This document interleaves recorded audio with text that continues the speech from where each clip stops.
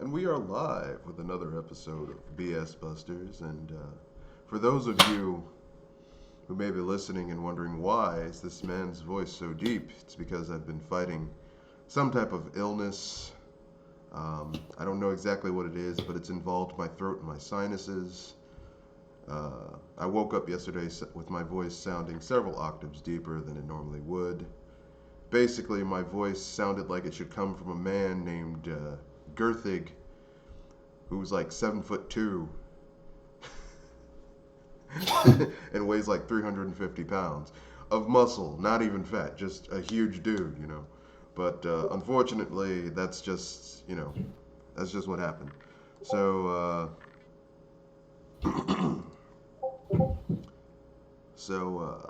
before we go any further, let's have everyone introduce themselves, and we'll get to it. It's Crash Incognito, here to say don't watch the Video Game Awards. You'll be wasting your time that you'll never get back. And this is Biggie Don from Video Game Editorials. I'm going to be watching the Game Awards just so you guys don't have to. But I do wish I could have some other people to join alongside me so I could have someone else to talk to during my reactions to it. What time are the VGAs? I mean, the video game awards. I need to double check on that. Yeah. Well, I could just do. If anybody has time, we can just do an off-air thing. Don't even have to stream it. So I don't really care about people seeing my reaction notes. Okay, how's it going, Pinky? I mean, not Pinky, Jewel. How's it going, Jewel? I'm alright. Just got something in my stomach right now, so if anything, I'm feeling a lot better. That's good to hear. Well, especially after what happened yesterday. What happened yesterday? Let's just say I had to hold in going to Answer Nature for hours while that's tough. While something was replaced. That is tough. That is really tough. Okay, it says here that the Video Game Awards starts at 5:30 p.m. Pacific time or 8:30 p.m. 8:30 Eastern time. Well, I mean, I guess I could stream some of it. I don't know. It depends. Like, don't put me as 100% down, because if I'm still sick like I am today, I'm probably not gonna. Yeesh. Yeah. You sound worse than I do at times. Well, to be honest with you, to be perfectly honest with you, my voice, like, the first day I was sick, I felt like I was coming down with something, but I wasn't really, like, feeling bad. The next day, I was feeling bad, and my voice started to go out on me, and then the next day after that, my voice was gone, but I wasn't feeling as bad. So it's like one of those things where it's like the only thing that lets me know I'm still sick is that, like my sinus on the right side of my body was blocked up, and when I went to blow my nose, like normally you're thinking, no, I'm just congested, it's fall or whatever. It's fall. No, it was lots and lots of dead white blood cells doing their best to fight whatever infection I have. They died on the job.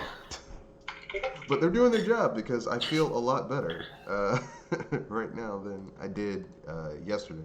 So hopefully I'll be out of this by tomorrow, Friday, because I got some stuff I got to do. I'm not even going to work tomorrow. Like the last 2 days, I just went into work for 2 or 3 hours, stayed in my back office. I was like, if you have to talk to me, text me.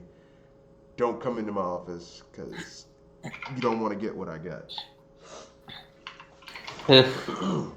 I get you. Yeah.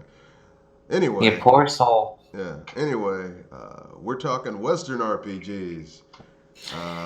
And that means I'm out of the logic. Well, I mean, that's not completely out of it. I mean, you can talk about Baldur's Gate. Maybe. Though, if anything, I feel like I'm kind of a fish out of water with that topic. Yeah. Well, I mean, not really, because think about it. Most of most of your yeah, Kanoshi, you can get Baton Katos used for like under $50. So That's the thing. I don't even got that. now it was Kanoshi was saying that like brand new it's like $90, but you can get it used. I mean, hell, if you just want to play the game, getting it used is fine.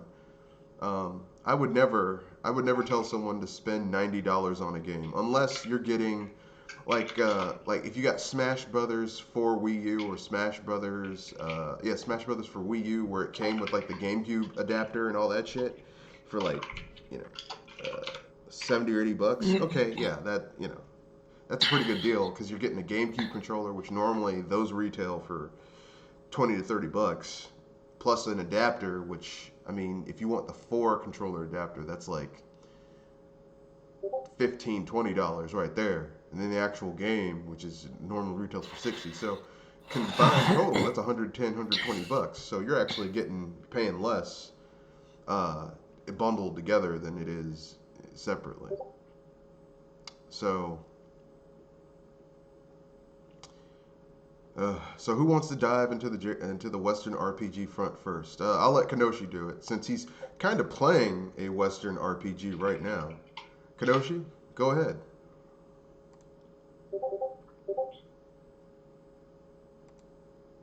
Okay, I guess not.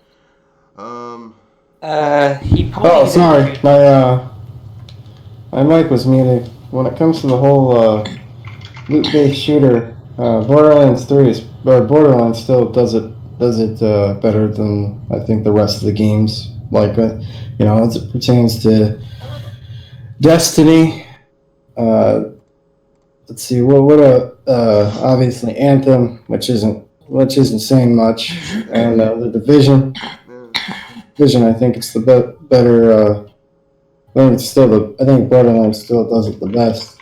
Well, Borderlands keeps it simple. Um, Destiny, the first Destiny was shit, but I don't think that was really Bungie's fault. I think that was Activision putting their will onto what Bungie wanted to do. Yeah, Because you listen to the development diaries behind what Bungie wanted that game to be, and then what Activision basically made them make the game, and it was like, yeah, Activision fucked that game up, you know? Uh, uh, which is sad because basically Destiny, under what Bungie originally wanted to do, was going to be like basically a Star Wars RPG, but they didn't have the Star Wars license in space. That's what it was going to yeah, be.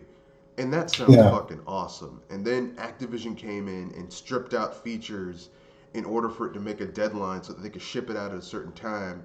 And content that should have been there day one was instead pushed back into the expansions. So really, like Destiny 1 and 2 have to be taken as one whole game. And so Destiny, I think, like I like Borderlands, but Borderlands kind of like Borderlands has certain issues that I'm just kind of like I mean like Borderlands 3, it's a great game and all, but why is it that I can still use a sniper rifle in Borderlands 3, shoot someone from across a huge map in the head and not one shot kill them? Like I know this is an RPG under the hood and all that stuff, but like if you're a sniper and you shoot someone, enemies should not be able to pinpoint where you are immediately, which is like they still haven't fixed that in Borderlands 3. That's just fucking yeah, stupid. yeah. I can see why that be annoying. You know, uh, like like these enemies have fucking radar when it comes to you. Even enemies where it wouldn't make sense that they would be able to pinpoint you. Okay, if you're inside of a city, where there's like cameras everywhere and they have like commandos, people who are highly trained, but some fucking bandit whose shit is just scraped together from bits and pieces he's killed people for, and that motherfucker shouldn't be able to find me across the fucking map. And there still really isn't a lot of E versus E, where wouldn't it make sense for the wildlife that seems to home in on your ass in Borderlands 3, but it ignores other enemies who belong to another faction. That Yeah, that doesn't make any sense either. you know, like Fair to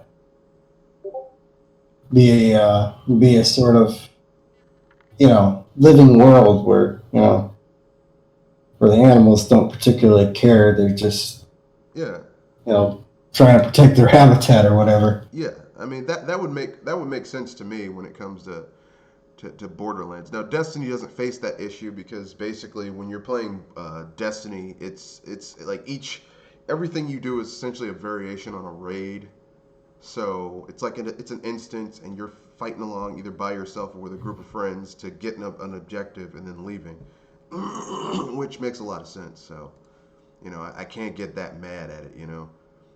But Borderlands has had 3 games to fix this shit. The first game, it was acceptable. The second game, I was like, really? Uh, but now we're up to Borderlands 3, and I'm like, there's no excuse for these things not to be there. And they still don't have flying vehicles, really? Yeah, that's the part that annoys me. Now the enemies have flying vehicles. You don't. Yeah, yeah. I'm like, come on, man. And why is it that at higher difficulties, like if I have a vehicle and I run over an enemy at higher difficulties, like they destroy my vehicle versus my vehicle destroying them? That just doesn't. I mean, if you run someone over, Does not compute. their ass just got run the fuck over. I don't care what difficulty it is. Your ass got run down. Unless you're built of the same stuff that's trying to run you over, you're going to be flat. Yeah, your ass is flat as a damn pancake. But aside from that, I think Borderlands is a perfectly fine game. Um, it's a perfectly fine franchise. I think that Gearbox is a little unambitious in how they utilize some of their gameplay elements, but like here's the thing: people aren't into Borderlands because they want it to be something else. They want it to be Borderlands. They want that looter shooter, the gun that grows legs and runs towards someone and blows the fuck up. People want that. So it is what It's it is. not. It's not insane crazy like weapons that turn people into sheep, Yeah, but it's fun. I mean, it's essentially kind of like basically for me, Borderlands is essentially like going to a barbecue restaurant and then complaining, well, why don't you have vegetarian options? Look, you're at a barbecue restaurant. Look, we got pork ribs, we got beef ribs, and we got chicken, and maybe some various types of sausage. Our veggies, we got some collard greens, we got some turnip greens, we got some potato salad with way too much mayonnaise in it. We got Yeah. some cornbread. Now, if you're in the South, it's called not cornbread, cornbread. We got some cornbread over here. We got some mashed potatoes with some gravy. That's what we got. you know, well, where are the vegetarian options? Man, get out of my face. So, if you and considering that Gearbox is based in Texas, which I'm Texas. sorry. Did I just hear? I'm sorry. I'm just trying not to laugh so hard, but seriously, a vegetarian option in a steakhouse No, barbecue and restaurant. yeah, I've actually had barbecue people do that. restaurant Yeah, because about two in three Texas. no where I live, there's like this mini corridor where there's like all these barcades, and then like the neighborhood behind me is like an actual neighborhood, but then further down the street is like more places, and there's like a barbecue. There's like a down home kind of hole in the wall barbecue restaurant, and the neighborhood is starting to gentrify, even though the people are fighting it, the residents are fighting it. And there's this guy I was in the barbecue restaurant because I was picking up. We were having a little contest at that particular location. We were like, oh well, if so and so gets so many excellent reviews from customers, then people are gonna win a barbecue dinner, a barbecue lunch.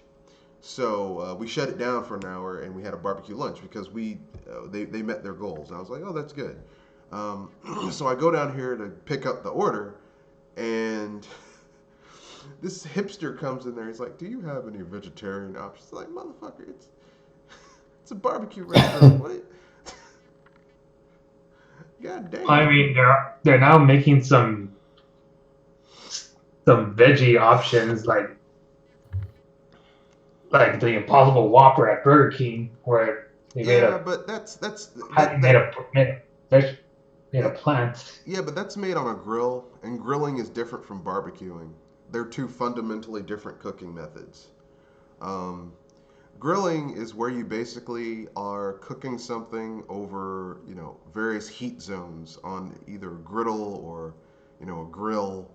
Uh, Barbecue is barbecue is more akin to is where really what's doing a lot of the cooking is the smoke, um, the smoke from what you're cooking. And the thing is like there isn't really a vegetable that does really well with that long, slow smoking cooking time. Because it obliterates the flavor of the vegetables. And I say this as someone who's tried to. The only thing that I've tried to smoke that was vegetable like, even though technically it's not a vegetable because it's a fungus, is mushrooms, and it just doesn't come out right. It's too smoky. But meat can hold up to the smoke. It can take it, Yeah. especially some Yeah. ribs, some baby backs, some pork spare ribs, some St. Louis style cuts. I just don't like vegetarian. I'm just not a huge fan of vegetarian alternates when it comes to meat. Well, Instead I'll of be honest with you. That Impossible Whopper and Beyond Meat Burger, they do taste very similar to meat. I'm not gonna lie. I tried it because I'm a burger guy, and I get tired. Like, I hate buying ground meat and eating a burger, and I'm like, man, that burger's good. And then after a while, I just start to feel bad because I'm like, I really shouldn't be eating this red meat. Whereas, you can eat a Beyond Burger or an Impossible Burger, and you don't feel like shit afterwards. So, That's yeah, I can sad see because that. I never feel that way with any burger that I've eaten. well, I mean, it wasn't that bad like a year ago, but I started getting back into going to the gym. I'm starting to get back into like Muay Thai. Like, I'm starting to lose weight and get back into shape, and I'm trying to maintain it. So I feel really bad when I feel really bad when I eat badly. Like, I'm not on any real particular diet. I just eat in moderation. But every once in a while, it's like you really want a burger, you really want some fries, you really, and like, I just feel so bad. I'm like, Well, the thing is, it's not necessarily the burger that gets you. I mean, the fries are worse. So if you well, order a burger without fries, it yeah, doesn't. You don't have to feel as isn't. bad. Yeah, it's like, well, what's the point? I mean, like, just have the I burger by mean, itself. that is true. I Yeah, mean, it's It's like tradition. I didn't need yeah, fries with it. but If you don't have any fries, you can always have chips as a substitute. yeah, but chips are worse Yeah. than fries because chips, by and large, when they're fried, absorb more oil than a fried. Because here's the thing: if you fry something properly, it's not going to be, um, it's not going to be like, Greasy. yeah, it's not going to be greasy if you fry it properly. The problem is that a lot of people don't know how to fry. Like, go to a place like and see how they fry their fries. If they put them in a bag and the bag turns translucent from the grease being wicked away from whatever they fried, they did not fry it properly. Because really well fried stuff is not that greasy. People think it is because you haven't had shit that was I was fried properly. I was gonna say that for me, your mileage may vary depending on how they fry it. Trinell83 says, "Is there something different with Red Fox's voice?" Well, I explained this earlier in the podcast. I've been fighting an illness, and my voice got deeper as I've been fighting the illness. Hopefully, my normal voice will come back. Uh, well, hopefully, knock on wood. Right now, I'm using my radio voice, which also, coincidentally, is also my sexy masculine male voice. So I'm not trying to seduce the audience. It's it's illness really. Don't worry, he'll be back. Yes, my voice will be back. Although, if I had to have a deep voice, I would rather have Barry White's voice, because Barry White's voice would make anything sound uh, sexy. But that's neither here nor there. We've gone off on a tangent long enough. Let's dive into Western RPGs back again. So basically, before we can dive into Western RPGs, we have to define what a Western RPG is. Um, and the best way I can personally do it is basically just to uh, essentially um, just put it out as like, since Western RPGs are heavily inspired by the D&D um, format of gameplay. A lot of them are part and parcel stolen from D&D, essentially speaking.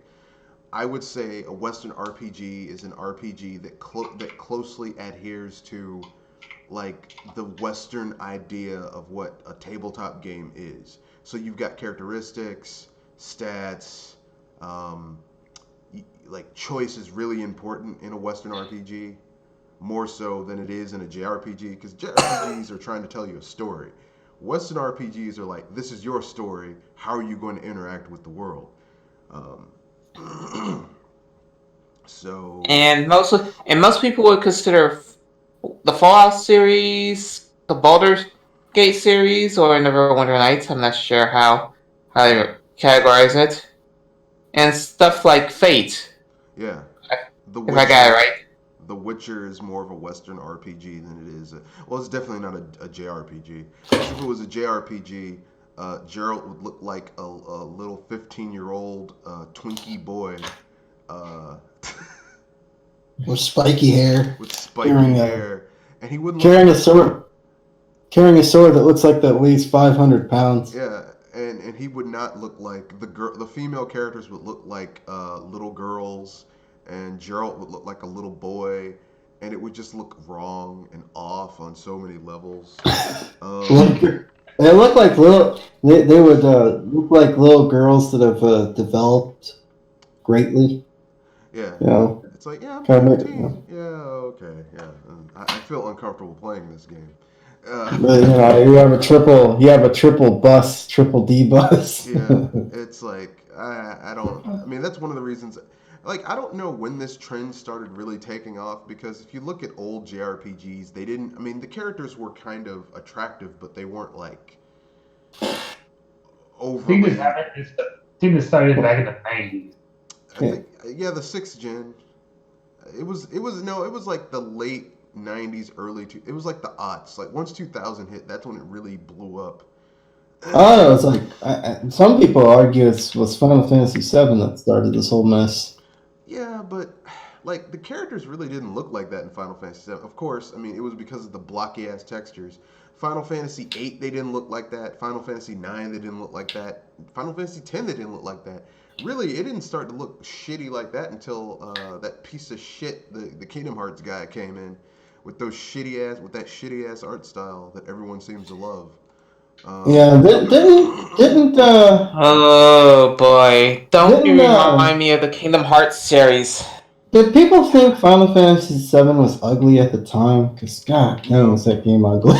no. People, For people, for the time, People it now was not bad. yeah. people nowadays find the graphics charming. No, no, they don't. At the But time. at the time, like here's the thing: like everything that's overhyped at the time, people Yeah, thought it was fucking awesome at the time. But mostly that was because Sony spent like $200 million advertising that game. It was in magazines. It was one of yeah, the and first few they used games that mostly the actually had promotions in movie theaters.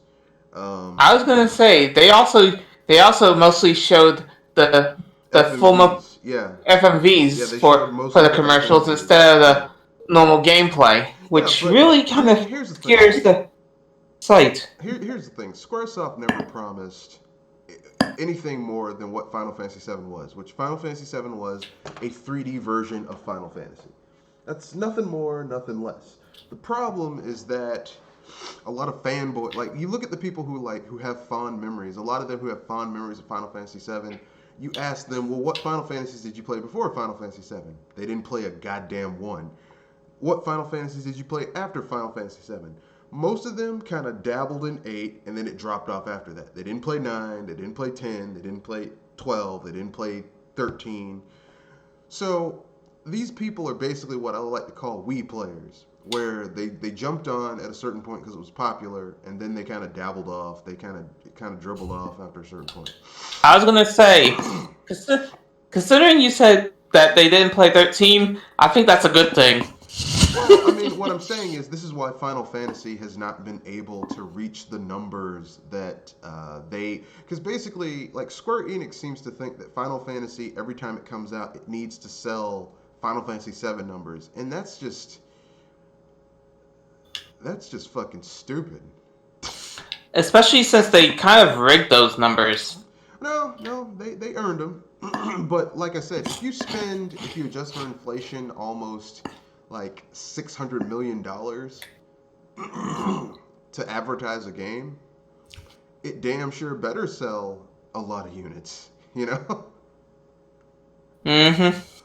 Like if it didn't, that'd be the problem. But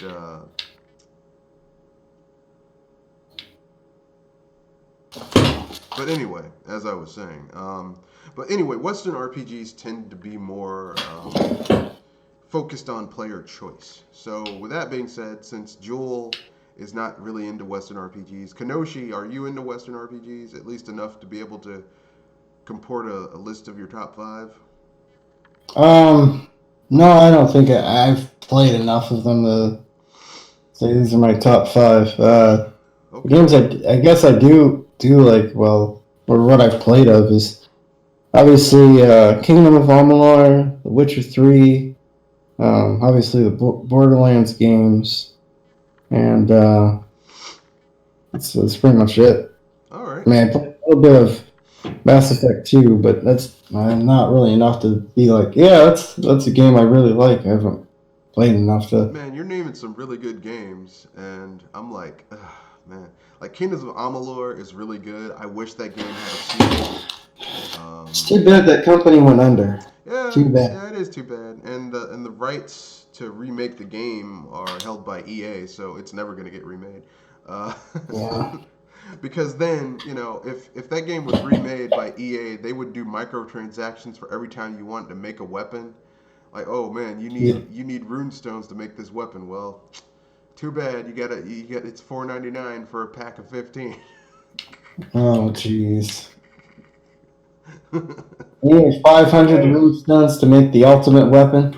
It's Yeah. like, oh, I mean, that's damn. basically EA. EA is just like I was seriously thinking because I recently put in the order for my new for a PS4, and I was like, I should get Jedi Fallen Order, but then I was like, no, it's published by EA, so fuck it, no. Like it's at the point now where I know that sounds really bad, like I'm punishing the child to go against the parent, but fuck EA.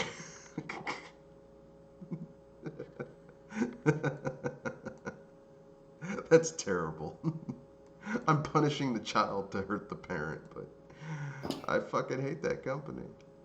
As for me, I haven't played that many Western RPGs because they were either too they were either too mature for me to play back then when I was under 18, or B weren't available on a Nintendo system. The closest Western RPG I was able to play was Star Wars Jedi Academy. Yeah, that's a pretty good game. It's not terrible. Um, so I guess I'll have to dive into my top 5.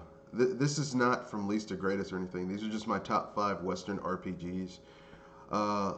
Trigger warning: there will be one Bethesda game on this list. Oh boy. But the reason that it's on here, you'll be like, okay, I can understand that. Okay, so number and so the first game in my list is Elder Scrolls Oblivion. You might ask yourself, why am I putting that above Morrowind or Skyrim or Daggerfall or Arena? The reason I put it over those is because the first two Elder Scrolls games are a buggy, glitchy mess. Morrowind is a good game, but the thing is like most people have not played that on a modern console. Oblivion has a better combat system. It's some gameplay aspects have been streamlined from Morrowind, but the really cool thing about Oblivion is that the game does something that you don't get in a lot of RPGs, where your main character is not the chosen one. Your main character is not the savior of the world. As a matter of fact, technically speaking, your main character in Oblivion is a side character. The hero of Oblivion is the bastard son of the emperor of who dies in the first 10-15 minutes of the game. He's assassinated by some cultists. Like, which I mean, how many games have the balls to basically make you a character in a world where you're not the hero? You know, so many JRPGs, you're the chosen one.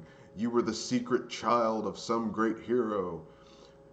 In Oblivion, you're just a guy who got broken out of jail by virtue of you being a person. By some random chance, you got called in uh, to help people break out of jail, and that's it. Like and then over the course of the game, you find out that there's this cult that's trying to help this ancient evil deity do some foul deeds, and you have to stop them.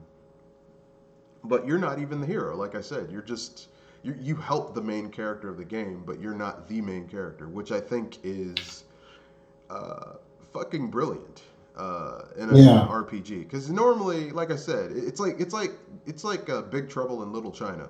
Big Trouble in Little China is a movie where um, Kurt Russell's character Jack Burton isn't even the main character. He's not the hero. He thinks he's the hero. He's totally oblivious to the fact that he's not the hero, but he's not the hero, and it's fucking brilliant. Cause it's like here's the thing. Like Ryan Johnson's big thing with the Force with the Last Jedi was I'm gonna subvert expectations, and he did it really badly. John Carpenter subverted expectations in a good way because Big Trouble in Little China subverts the whole white main character with the Chinese sidekick, whereas Jack Burton is the sidekick to the Chinese main character. But he doesn't get it. He doesn't get it at all that he's the side character. He doesn't get it. Like he thinks it's his story. It's not his story. That's funny to me. Um, and it's the same way with Oblivion. Is just like you're just a side character. Like you're a helpful side character. You're like a good version of Robin, but you're just a side character. You help a guy mastermind this plan in order to break a curse on a Daedric artifact so that he can basically reunite with his wife. You're not the main character. He's the guy who came up with this massive way of basically doing this. Like it's amazing. The only cool thing that you get to do in the game is there. Oblivion also had one of the best DLCs and also one of the worst. The worst is that it had the horse armor that was like $20 or something. Oh, I heard about that. Yeah, but it also had really good Oh. DLC because it had the Shivering Isles expansion where you basically got to go into the Daedric realm of Sheogorath, who basically in the Elder Scrolls universe is the Daedric Prince of Madness. He's insane. Like his big thing is no, come back now or I'll pluck out your entrails. Or like basically take the Joker and then give him superpowers, but not as murdery or not quite as murdery, and you've got Sheogorath, uh, and it's just insane. It's insane. So anyway, yeah, Elder Scrolls Oblivion is the only Bethesda game that will appear on this list, and that's the reason why. Because it's a game where you're not the main character, and you feel like you're in a world where you're helping out, but everything doesn't seem to revolve around you, which I like. And it was ambitious. It was a really ambitious game. Did they reach all those ambitions? No, because it had the same glitches. Like there was a thing where people would spawn in swimming in I was midair. gonna say it has the same Bethesda magic.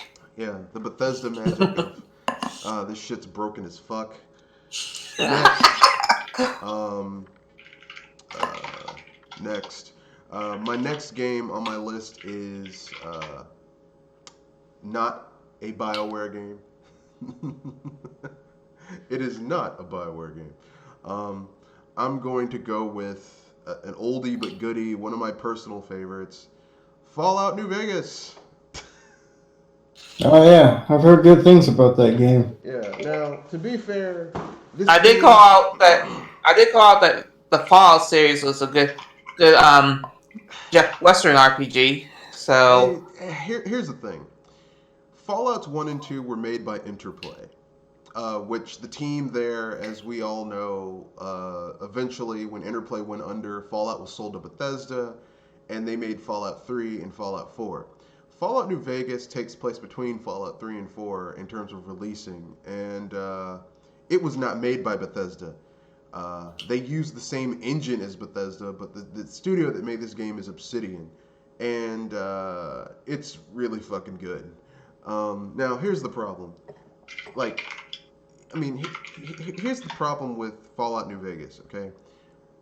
Obsidian was not used to making games with that broken piece of shit Creation Club engine. Um, they did the best they could. So the game is on a technical level about as buggy, in some cases more or less buggier than Fallout 3. Now, if you know, which is why you shouldn't get a lot of games at launch, especially Bethesda games at launch. But if you get the game now where it's much more stable, it's been patched to a certain point, you can download community patches for it that make it run better, um, or run more stably. Um, Basically, you can. I mean, it's a really good game. And once again, the brilliance of the game is that you're a character who your main character is just a glorified mailman who's initially is just out for revenge. You're like, well, I was carrying a package, some guys robbed me and then shot me in the head and left me for dead. You know. And then you get embroiled into a plot that all this stuff happens, and you start out as a weak, pathetic asshole, and then over the course of the game, you become way more dangerous, you know. But you really do have that growth in, man, I kind of suck right now, but by the end of the game, you're someone who, this dude's getting on my nerves. I'm gonna pull out my gun and shoot him in the head 3 times. Yes, you can do that in the game. It's awesome. Um, uh, I mean, as a matter of fact, I do that in the game whenever I run into Caesar's Legion because they're like, they're slavers. Uh, as a descendant of African slaves, I'm not cool with slavery, even in video games. Um, so I'll just shoot him in the face. Note to self: shooting things in the head works really well in Fallout New Vegas, unless you're dealing with death claws. Those motherfuckers have high armor ratings, so you basically will have to use explosives, lots and lots of explosives. They're terrifying enemies in Fallout New Vegas. They were turned into a joke in Fallout 4, but that game's made by Bethesda, so basically the three Bethesda Fallout games are trash. So I don't consider those to be good. Um, but yeah, Fallout New Vegas, really good game made by Obsidian, totally worth it. Uh, I would not. Um, I would totally recommend that game, and it's always going on sale on Good Old Games or Steam. You can get the Ultimate Edition with all of the content for like $5 or $10. So, if you get a chance, go for it. On PC, on home consoles, I think like unless you have a seventh gen system, you're shit out of luck. But um, I have a gaming PC, so fuck it, I can play it. Need to know there. Yeah. Any comments before we move on to the next game? No, we can move on. All right. So my next game, my number 3 game, is Vampire the Masquerade, made by Troika Games, another another Interplay alumnus. Um, I like Vampire the Masquerade just because it basically takes the pen and paper tabletop Vampire the Masquerade and really translates that to a um, game experience, and it's done really well. Now you don't really get party members, which is kind of a drawback, but all the other vampire shit you can do. You can make a familiar. You can do vampire shit. You have like different. You have 5 different families of vampires you can choose from. Uh, you've got Torador, which is basically the equivalent to the pretty, shiny Edward Cullen vampires. You've got the Bruja, which are basically like big, muscly motherfuckers, beat your ass vampires. Then you've got the Nosferatu, which are like, the deformed, we can't go out in public because people will be like, oh shit, run away, vampires. You've got the Ventru, which are like the aristocratic, like if Dracula's family had a bloodline, it'd be these motherfuckers. And then you have the no wait, there's 2 others, so it's 6. You have the vampires who are crazy, like they can talk to the dead and they have magical abilities, but the penalty that they pay is that they're fucking crazy. Um, which is not a good trade-off because you're a vampire, you're already kind of living life on the edge, but then you're also crazy.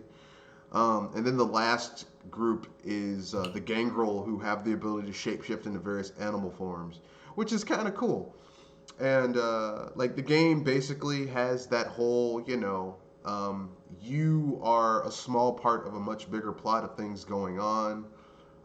It's set in the Masquerade universe. For those of you who don't know, the Masquerade universe, up to a certain point, was on a countdown to where shit was going to end. Like the world was going to end in the game, on the tabletop game. And they include a lot of that in Vampire the Masquerade. So you're like, it's a dark world. The world of the Masquerade is a dark world. There's a lot of fucked up shit going on. There's serial killers, murderers, and vampires might not be the most dangerous thing walking around on the streets at night. You never know. And it's awesome. It would have been the first game made on the Source 2 engine, but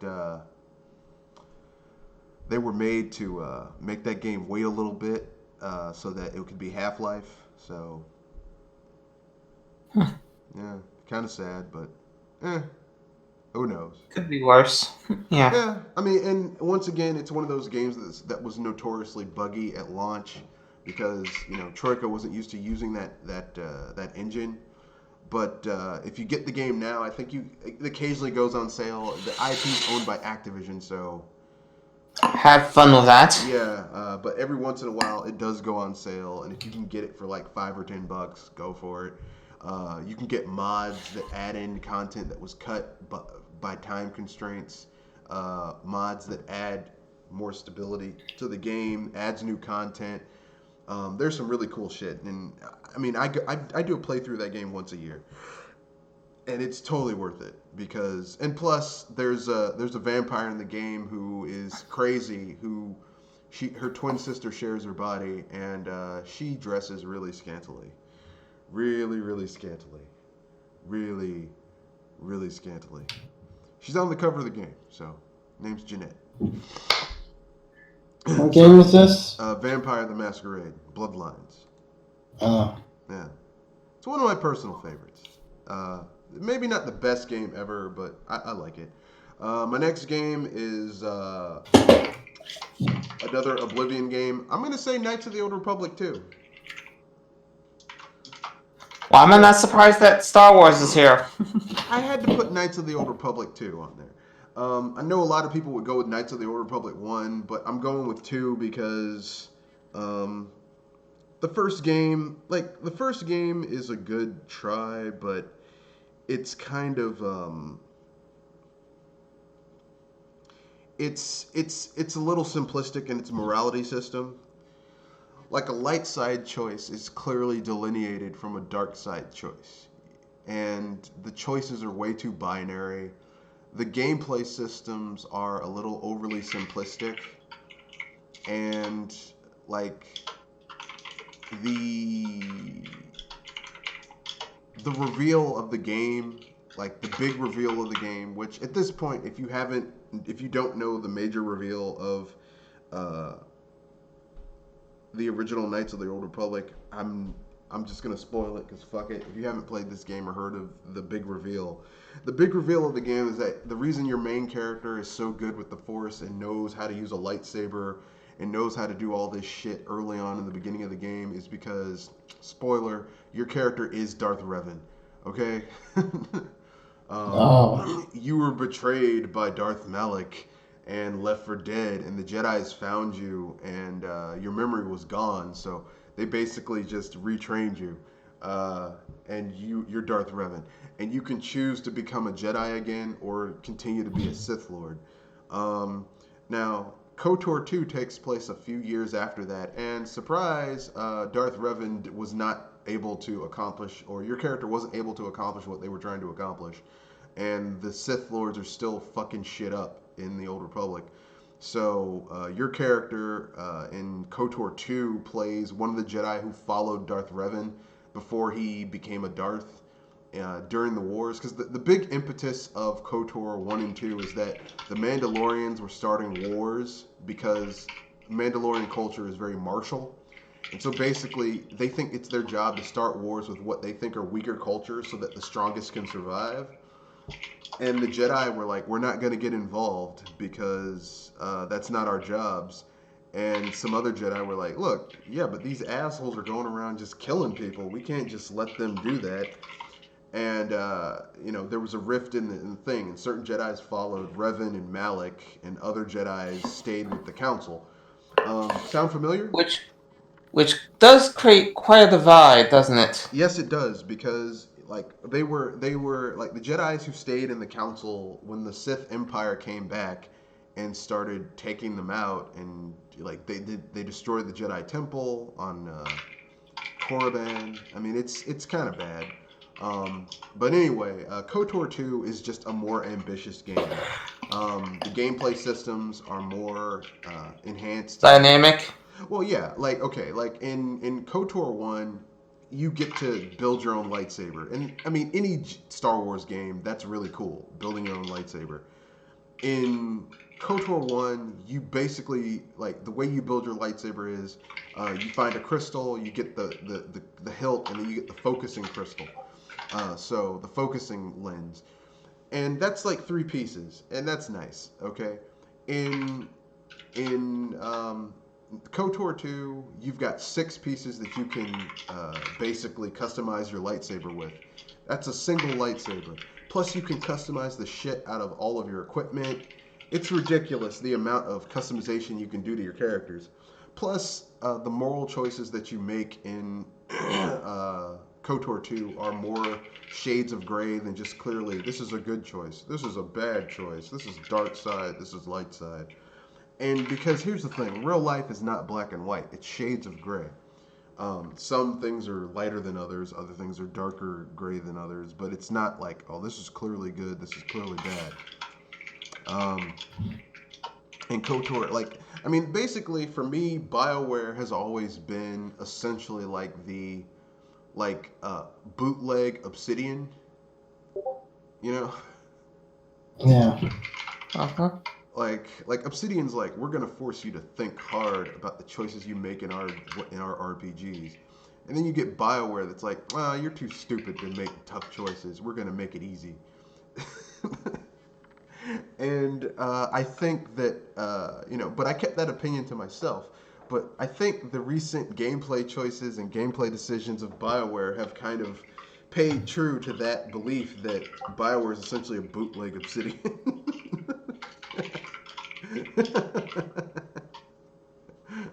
If you look at Anthem and Mass Effect Andromeda and Mass Effect 3,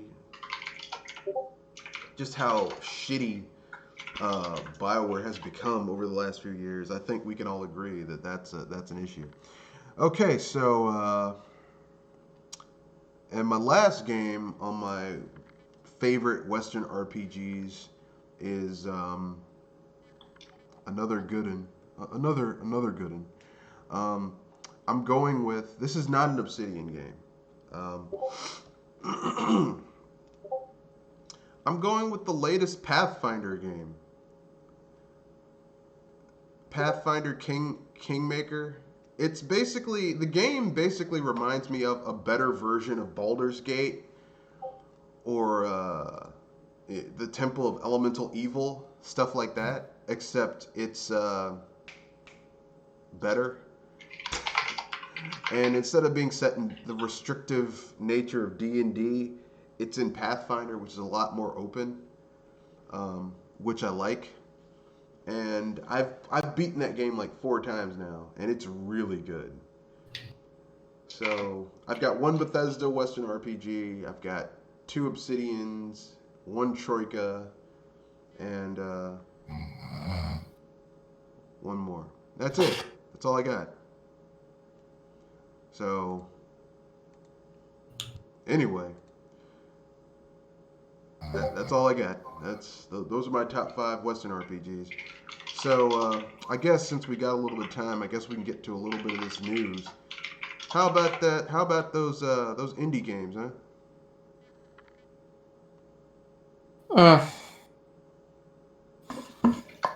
Yeah. Ugh. Do I need to even repeat myself? Well, some of them are good. I mean, you've got Axiom Verge 2, which, I mean, I wasn't really that into the first game, but I know some people love it.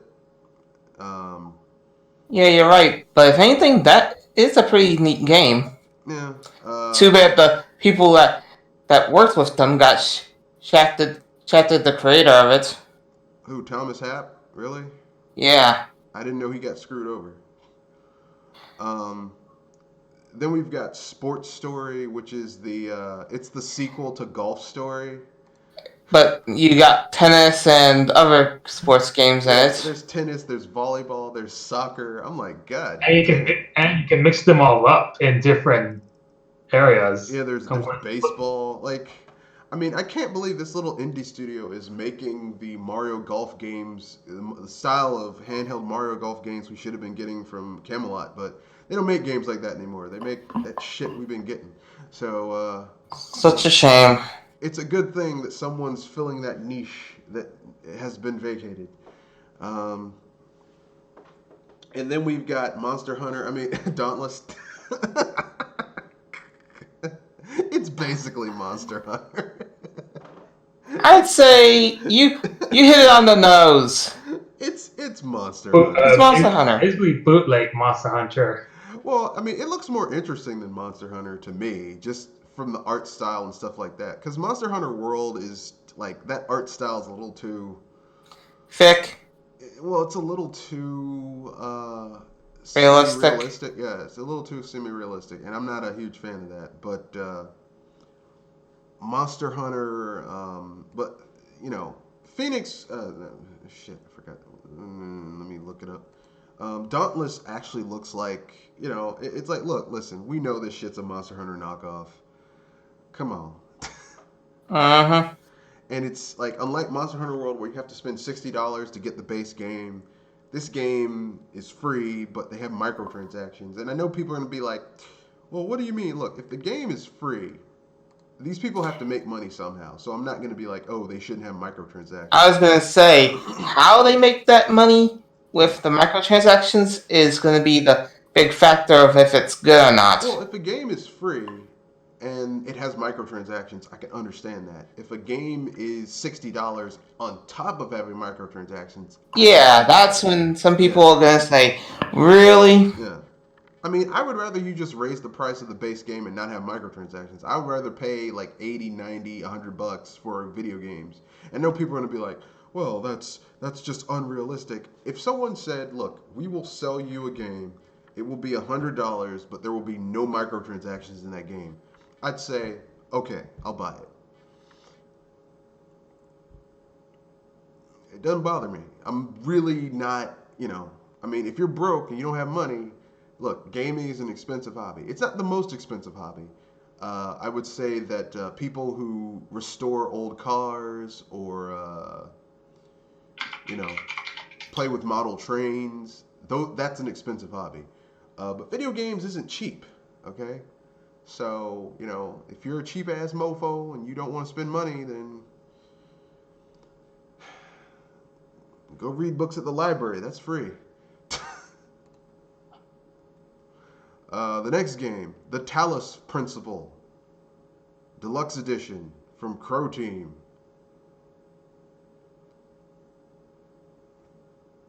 Talos Principle? Yeah, it's from Crow Team. It's the Serious Sam people. Yeah. Isn't that a puzzle game? It is a puzzle game, but Crow Team, I guess they got tired of making games where you walk into an area that's empty in a huge corridor and then being rushed by dudes screaming, ah! I mean, I normally I could approximate that scream better, but my voice is going, so yeah, that's basically Serious Sam. Every Serious Sam game has that shit going on where you're just like, oh great, I'm being rushed by dudes. Okay. So yeah, so what are your guys' thoughts on that? You looking forward to the Talos Principle? Yes, no, maybe so.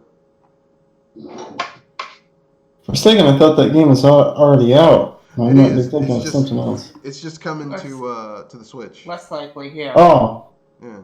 I'm not a huge puzzle game person. Not play a lot of puzzle Yeah. games. Yeah. I mean, Isn't that? I remember. I've heard about the Talos game before. Isn't it from the same guys who made the Myst games? no. It's from Crow Team. So Crow Team are the people who make Serious Sam. Serious Sam is basically one of the few first-person shooters that kind of held up the mantle that Duke Nukem dropped on the ground when there was no first-person shooters of note that were silly and stupid and still fun. Like there was nothing like that. But anyway, yeah. The Talos Principle is made by Crow Team. The people who make Serious Sam. It's the deluxe edition, so I guess it has some extra shit added to it. I don't know. Like for me, I mean, I like puzzle games, but like I don't scratch that puzzle itch very often. You know what I mean? Like every gen, I'll pick up one puzzle game and really get into it, and then I'll put it down again. Like for the 7th gen, for me, it was Zack and Wiki. Like that game really, scratched that puzzle itch for me. Mm-hmm. So I don't know if I can pick that up again. But anyway. The world may never know. Yeah, yeah. How many licks does it take to get to the center of a Tootsie Roll Pop? The world may never know. The Survivalists from Team 17. It's basically from the same people who did The Escapists. It's set within the same universe, except this time you're escaping a island, a tropical island. So you're essentially man versus wilding this shit. So I guess that's good. Any thoughts on that? Anyone? Anyone looking forward to the Survivalists? No. It looks interesting. Okay. Then we got the game that a lot of people, when it was announced earlier this year, were like they jizzed in their pants about. And now we got some more information. They brought back my man Adam. Uh, Streets of Rage 4. Yeah. But what I'm more confused is why is it's being considered an indie game when it's a Sega game, meaning it's a blockbuster IP, Yeah, and but not which is completely different from an indie Streets IP. of Rage hasn't been a thing since 4 gens Since the ago. 90s. No, at this point, almost 5 gens ago. So, yeah. Like the last time Streets of Rage was a thing was on the Sega Genesis. So, and Sega has like think of it like this, okay? Sega at the height of Streets of Rage was like a dude who had a penthouse apartment in downtown New York City. Sega went from that to being a dude who has his main bottom bitch doing handies and blowies behind a dumpster at a nasty ass 7-Eleven. Okay? that person being Sonic the Hedgehog. Okay? Sega is not what they used to be. If you get my drift, you know what I'm saying? Yeah. So for them, this is a big deal for them. But really, yeah, it's about where it needs to be.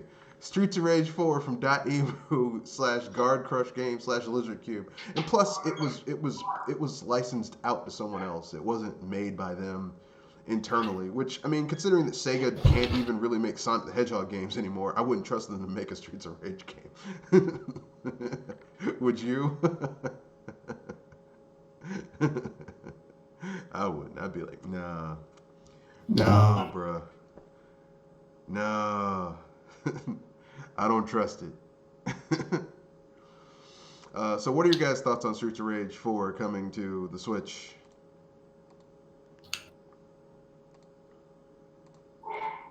Come on, folks. I, I'm not really. I actually like it, and I actually know there's a few fighting game.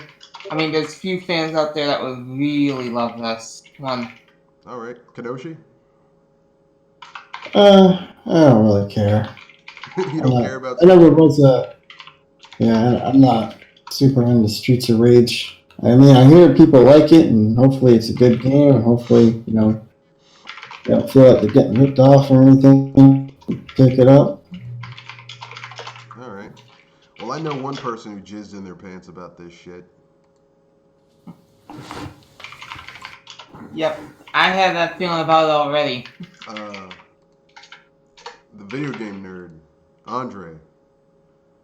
Cause he loves Streets of Rage. Actually, he likes 2D beat 'em ups of any style, but he really likes Streets of Rage. So, yeah, I mean, like, here's the thing. I'm not a big Streets of Rage fan, but I want this game to do well so that they'll bring back, because this is more of an homage to 16-bit beat 'em ups rather than 8-bit beat 'em ups. And like really, people forget the 16-bit beat 'em ups are way better than the 8-bit ones. So, if this does well, maybe Capcom will get their thumb out their ass and do a Final Fight 4. And I know what some people say, what about Final Fight Streetwise? It doesn't exist. Oh, was that a really bad game? Yes, it's bad. It's bad. It's really, really bad. Streets of Rage. But anyway, next we have Gleamlight from D3 Publisher. So D3 Publisher is the publishing arm of D3, which they're the ones who made Puzzle Quest 1 and 2 and Puzzle Kingdom and Galactrix, which is Puzzle Quest in space. And then they made a whole bunch of free-to-play microtransaction bullshit, like Marvel Puzzle Quest and Magic the Gathering Puzzle Quest. Ugh. But now I guess they're getting back into making real games again. So Gleamlight is using a stained glass motif.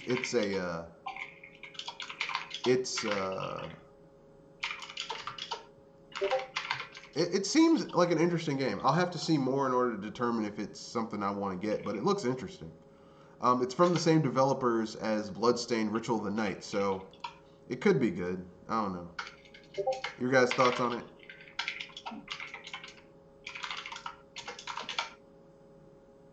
Okay, I guess no one has anything to say.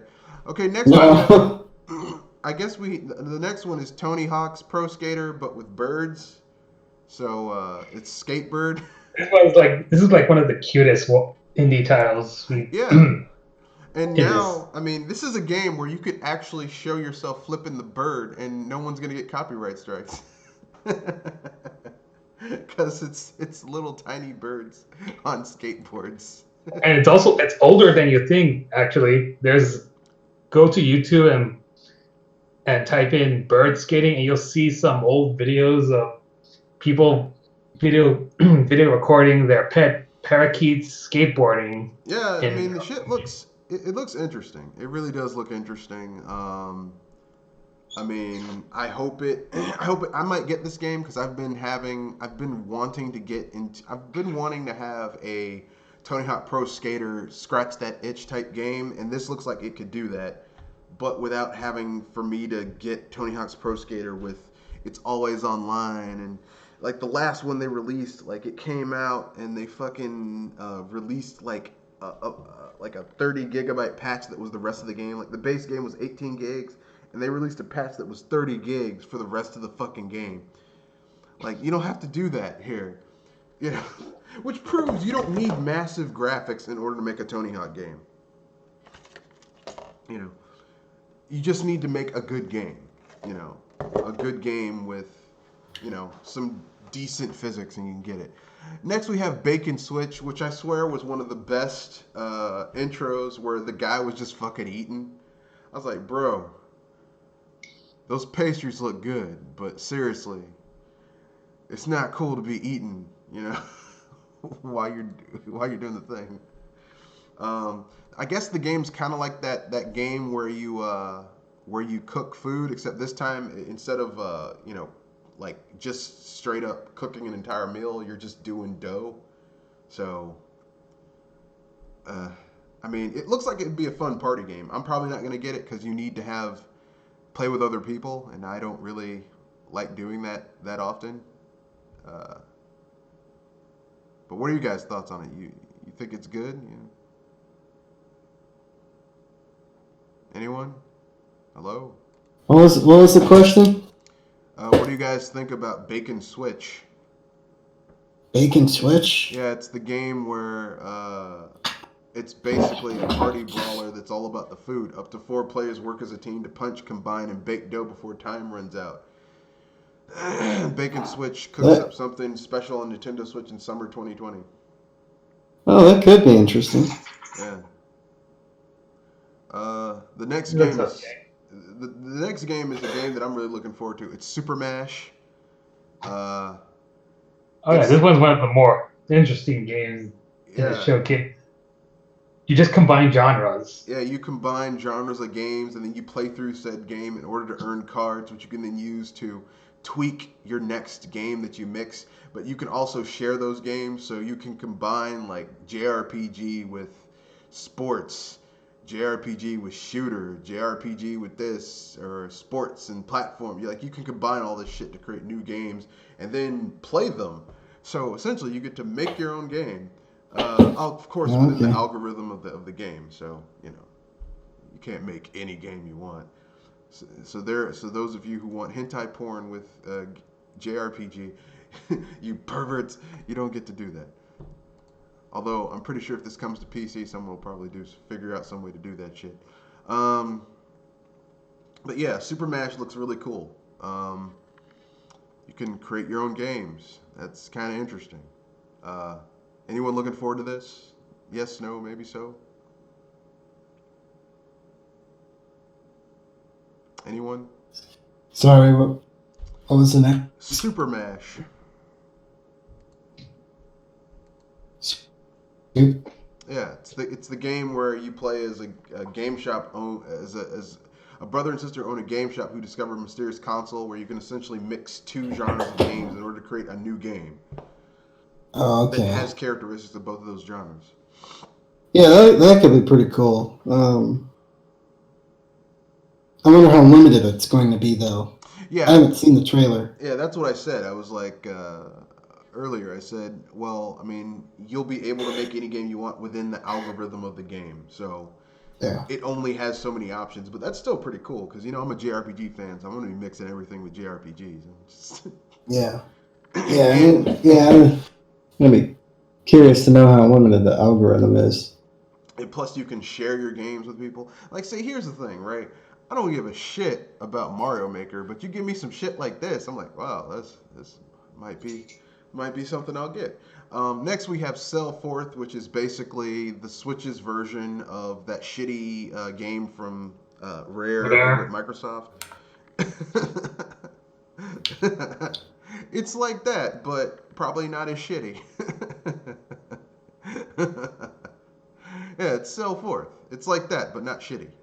That's isn't that a terrible? Okay, then we have Murder by Numbers, which is basically a homage to Phoenix Wright Ace Attorney. It's basically what it is. I might get Except this. except the puzzles require math. Yeah, I might get this game just because the main character is a dark-skinned black lady, which you so very rarely see that in video games these days. I'll probably try to avoid it because because the gameplay might be Sudoku, and I'm terrible at Sudoku. Eh, I'll probably get it because I want to take that chance. I'm gonna take that chance. I'm gonna take that chance. Because remember, I mean, I got into Bait and Katos, and I didn't know shit about poker before I got Bait and Katos. But over time, I got better at it. So, even if you're not good at something, if you get something that kind of forces you to kind of get good at it, or at least passable, so that you can, you know, enjoy the gameplay experience, then you pick up a new skill while doing that. Next, we have Liberated. Before we move on from Murder by Numbers, the music is from Masakazu Sugimori, the composer behind Phoenix Wright Ace Attorney and Beautiful Joe. So it's got some pedigree to it. Next we have Liberated, which is like a cyberpunk dystopian graphic novel slash action game. Uh, and I mean, the art style looks really cool. I don't know about anything else, but I mean, I don't know. Next, we have a game that I wish I didn't have to say. It's Boyfriend Dungeon. It's essentially Xenoblade Chronicles 2's Blades, except more husbandos than waifus. It's like It's here's weird. It's something. It's a video game, it's some right? Japanese shit right there. That's what that is. It's some JRPG shit right there.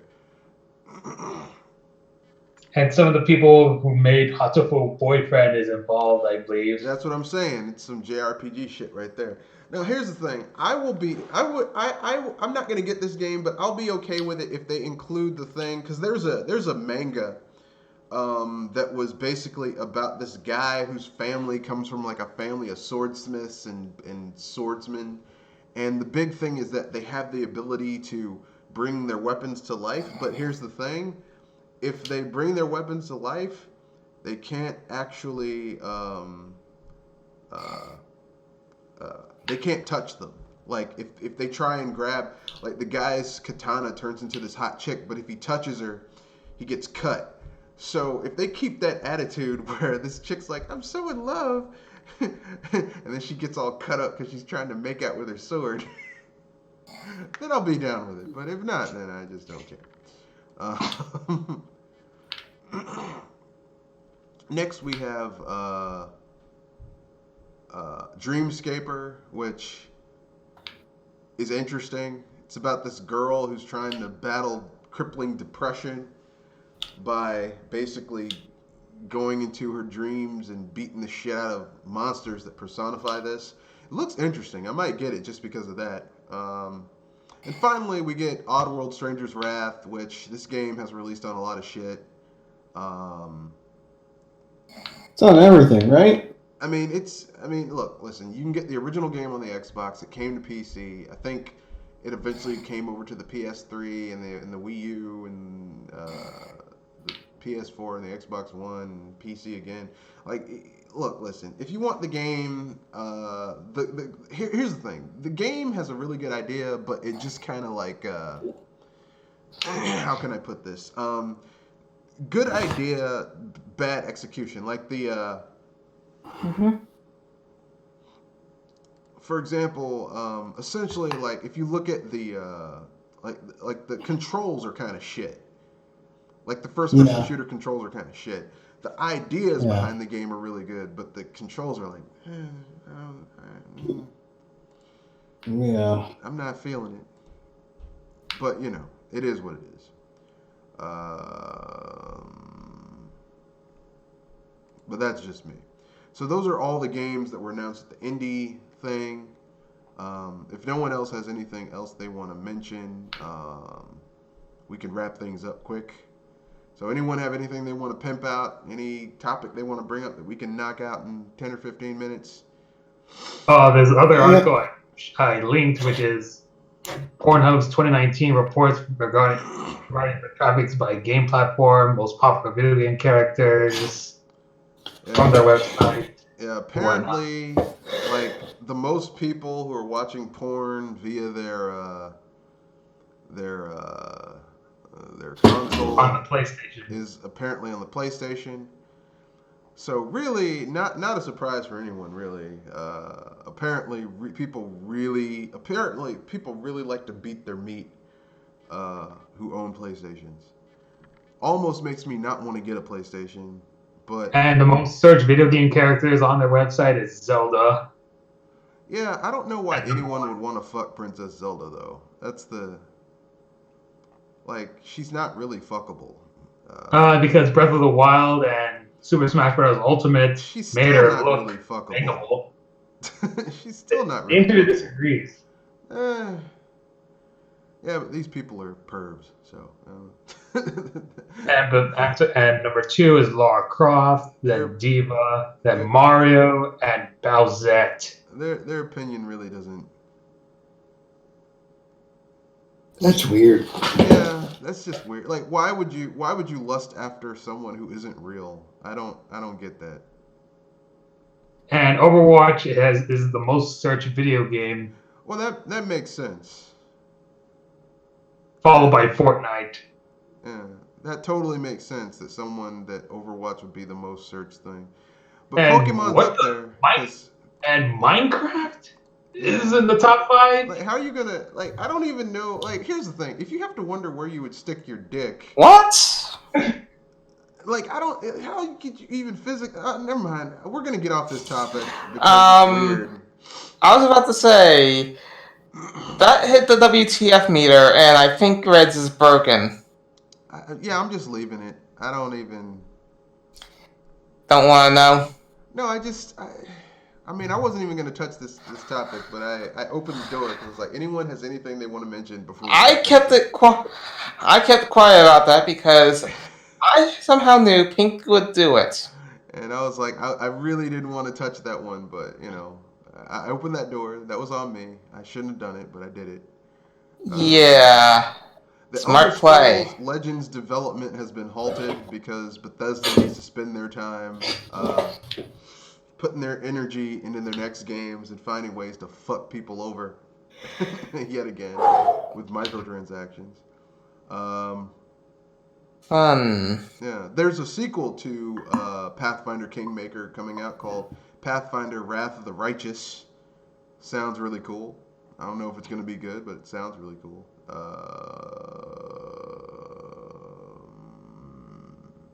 That being said, anything has anything they want to pimp out before we wrap things up?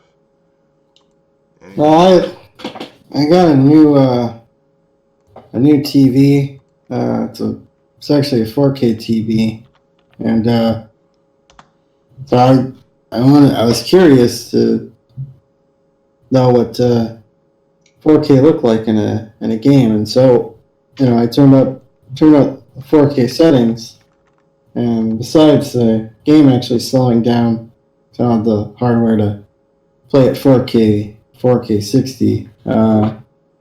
Game doesn't really look all that much different, or at least at least Borderlands 3 Here's doesn't some look juicy. all that much Here's different some. on Here's some 4K. juicy game-related bit news. Apparently, the studio behind Sonic's new movie redesign shut down. What? Apparently, the studio behind Sonic's movie redesign got shut down. Yeah, it probably was too expensive. I don't know. That happens in Hollywood. Like the studio that made the graphics for the Life of For Pi. Life of Pi got shut down the Yeah, as soon moment as they after got that. I mean, the same thing happened with that game, L.A. Noire, where the studio that made that game, like they made it, they got it out the door, and then they had to shut down because they just spent so much money trying to get it to look a certain way. Yeah. The thing is that as long as these developers and these publishers keep on doubling down on we need better graphics, we need better graphics, we need better graphics, we need better graphics, it's not going to get any better. It's just going to get worse. Because basically it takes lots and lots and lots and lots and lots and lots and lots and lots of fucking money to make shit look great. You know? Especially with CGI. Like, I still think in my heart of hearts that CGI is more expensive than just practical special effects. Because you can reuse practical special effects over and over and over again. Where CGI, if you have to redesign a whole bunch of shit, you just SOL. You know, like you gotta. I mean, it's easier to redesign it, but that's still money that you had to spend to do that, and those people got to get paid. You know. Yeah. But anyway, that's just me. We got a new message.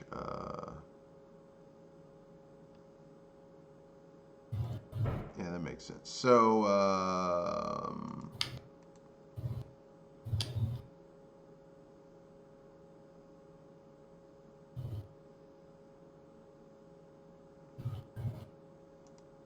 I don't know.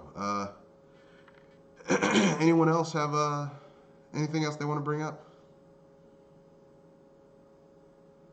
What was that? Anything else you guys want to bring up before we wrap things up? Well, this Street Fighter article I found that's only a few years old that shows what Street Fighter 5 would have almost looked like based on its concept art. It was going to go for a photorealistic style before going back to the anime style. And it still was kind of a shitty art style. So I mean, I don't know. Like Street Fighter. Ryu and M Bison look completely different in the new art style. Street Fighter hasn't been good in years now, so I don't even care. At this point, I don't even care. You know? But that's just me. Anyone else have anything else they want to say before we wrap things up?